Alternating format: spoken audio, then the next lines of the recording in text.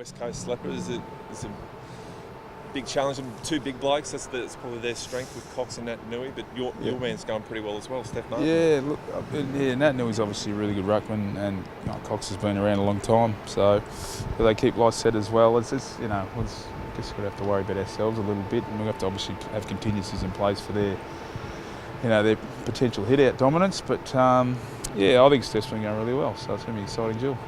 How big a hole does Rocky leave?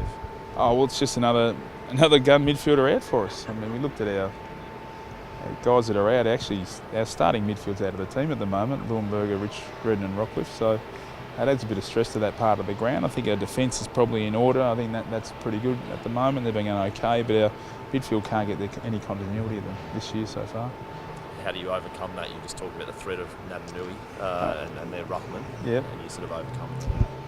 Well, what happens is their ground level players have to be good. I mean, there's certain things Steph can control within himself, within that duel, within the midfield, and try and limit his influence. But the rest comes down to our ground level players' communication and ability to get their setups right and work together to limit the influence he does have. And I mean, your home form this year has been pretty sharp. A good win over North and knocked off the Blues on this game too. So certainly there seems to be a difference playing in Brisbane to playing away. Oh, look, it depends what your definition of sharp is, but I thought even last week at the MCG we had the same amount of scoring shots. So I think our recent form, the last sort of 6-week patch, has been okay. We had a really poor game against Fremantle over there, but generally it's been competitive. So, I'm sort of buoyed by that part of it. We just have to continue that, as I said, with each.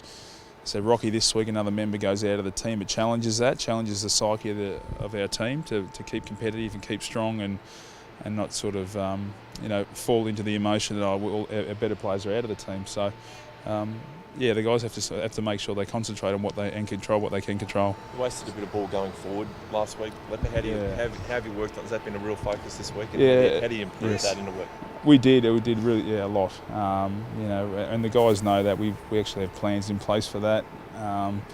Just our general offensive play, and we just they're going to too much depth. We didn't move the ball the way we wanted to.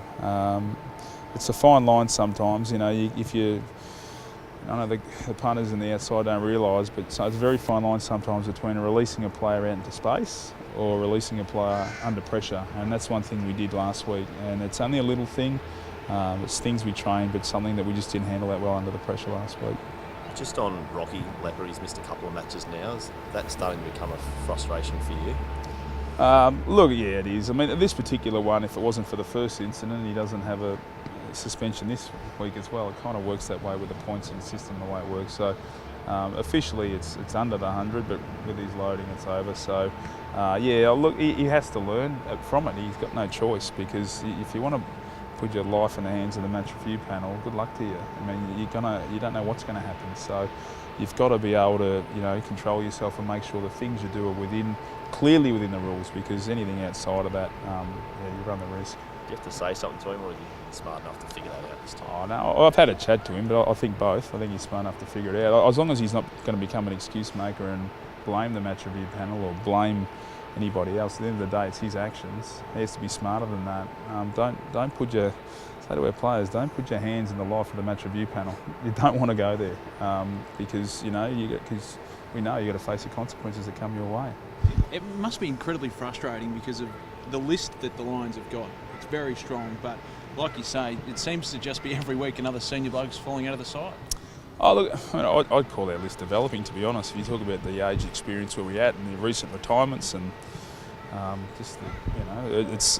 list may even get younger next year. That's that's where the list is probably heading, and that's just not by fault, but by how it is. Free agents are gone. The experienced players in the list of other lists have been signed up. So we'll have to do most of our work through the draft. So we know where we're at. We're pretty clear with that. The injuries and suspensions don't help though. You need every bit of luck when your list isn't in its most experienced stage. How important is it to get James Aish to sign the bottom line? Well, obviously we've got more than 12 months to get that job done. But of course, I mean, we drafted 7 players last year. All 7 come out of contract next year. A couple are pretty close. So hopefully those good announcements can get made soon.